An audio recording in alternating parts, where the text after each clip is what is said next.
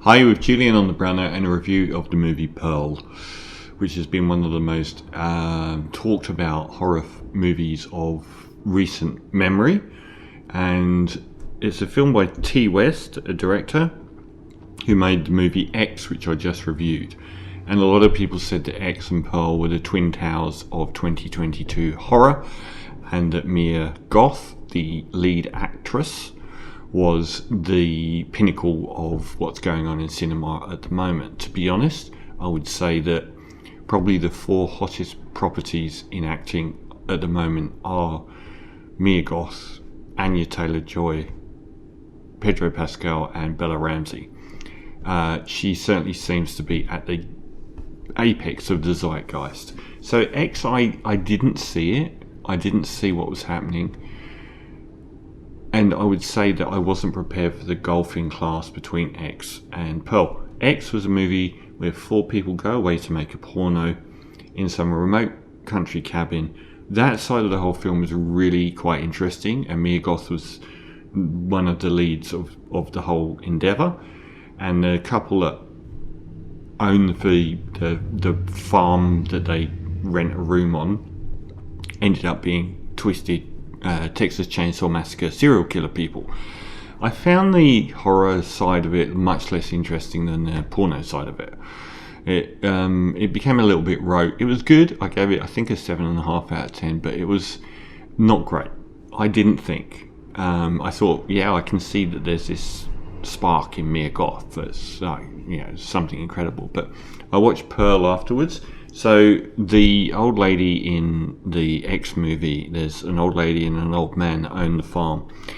They end up being quite twisted, and it's clear that the old lady has done this before, and basically it's a Friday the 13th scenario. One by one they get knocked off. Pearl is a prequel set in the First World War almost. Going back many decades, and the origins of that old lady, who was played in the film X by Mia Goth as well. So she played the young girl being attacked by the old lady, who was also being played by Mia Goth. And in probably the best scene in the film, there was a bedroom scene where the old lady is fondling Mia Goth, which takes on so many different levels of oh my god when you realise that it's the same actress. And that was messed up in the best possible way. This time we go all the way back to the start of Pearl's identity, and it's really interesting. Like, the gulf in class is so big between these two movies that it's almost pointless mentioning X. X is an interesting Friday the 13th movie. Pearl is just another level of class, probably 2 levels of class above. So we get Pearl at the start of her life, but instead of being this teenager living on a farm with her post-German parents, eating scraps, virtually dying from starvation, not having any money, not having any freedom, being very devout, having emigrated to the States, and that would be one thing, but she's also already married, which is such a weird element, because her husband, who we see in the movie X as an old man, is away in the First World War. And given the way the movie pans out, you kind of ask yourself lots of questions about how the dynamic has been playing out before the viewer gets to it. She dreams, she's basically the Judy Garland character from Somewhere Over the Rainbow. She has this sort of fantasy world of wanting to escape to Hollywood and to become a chorus girl, and hates her life on the farm. Her mother, played by Tandy Wright, called Ruth, is very much a Puritan from the old Europe. She hates it too, but that's her lot in life, and you will do the same. And their dad, Matthew Sunderland, is a paraplegic. He's in a wheelchair and Mia and her mother take turns in bathing him and looking after him, and they've got nothing. But she flees to David Corenswet, who's a projectionist at a local cinema, to engage in this fantasy universe. And it's something that's somewhere between a David Lynch film, where you've got this glowing yet somehow very unknowably disturbing view of celebrity in Hollywood, and this sort of farm girl presence. She's analogous to me to Naomi Watts in Mulholland Drive. I think a lot of this film was in weird ways. And you start with this glowing picture of Naomi Watts in Mulholland Drive that gradually gets murkier, and that's kind of what happens here. I thought the first half was awesome, really, really well done. Like the X was so rote in many ways, good stuff, but rote. Here we get, the colour palette, the environs, everything is just a completely different level. It's almost like this neon grandeur comes through her view of the universe and cinema and celebrity, and she deserves it. She thinks that she deserves it. She wasn't born to this life. She berates her mother for accepting her life. Sorry, I'm just making sure that I actually turn this on. I had. At the halfway stage, we get a scene for the ages, for me, which is Mia Goth and Tandy Wright have a dinner, and she's already started to be a bit disturbing towards her paraplegic dad.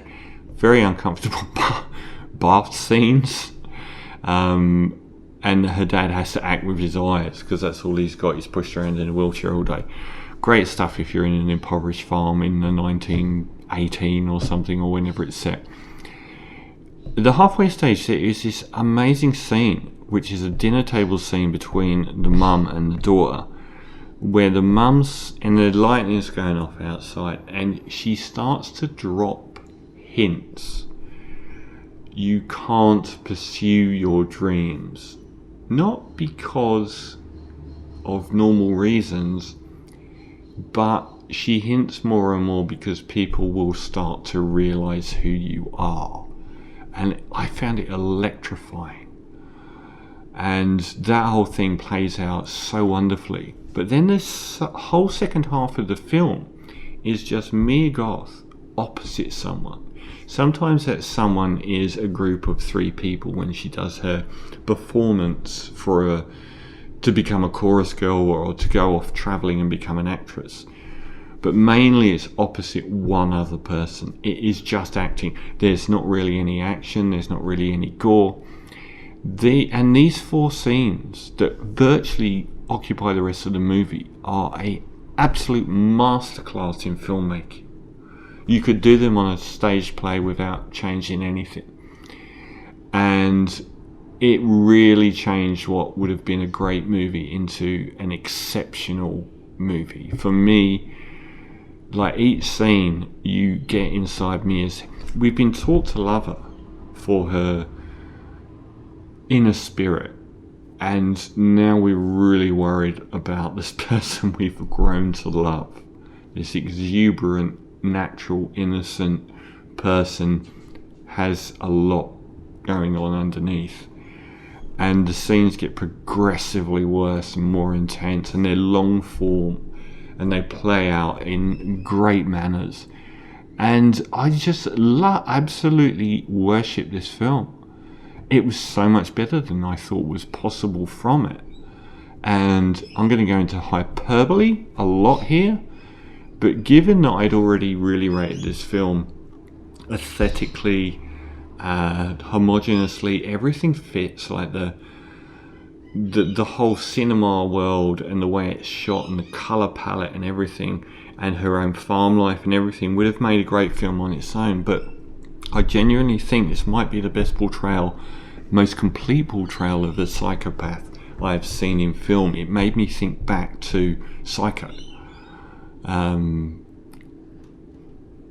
It's her acting is like she's almost smiling at her mum when her mum is, you shouldn't be out this much with people, and she's got this look in her eyes. It's like, and you start to just go, ooh, something's really not right here. And then it's by the last scene with her and her friend, it's utterly terrifying because there's no way out. I thought this, and then it ends on this shot of Mia Goth, and great, like she's just staring at the camera with like the odd tear coming down, like smiling. I thought this was actually a masterpiece, and it's hyperbolic to say it, but last year I gave 2 films, Everything Everywhere All at Once, my number 1 film of the year, and The Northman, both 9.5 out of 10. I'm going to give Pearl a 9.5 out of 10. If I'd have seen it last year, it would have been ahead of the Banshees of Inisherin and everything bar The Northman and Everything Everywhere All at Once. It's a masterpiece. The Oscars not going near this film is laughable, and Mia Goth delivers a performance for the ages. But the whole film is magnificent, beautifully written, helmed, directed, and it only relies on acting one-on-one mainly for a lot of its duration. So a brilliant film, a masterpiece. Pearl, a 9.5 out of 10.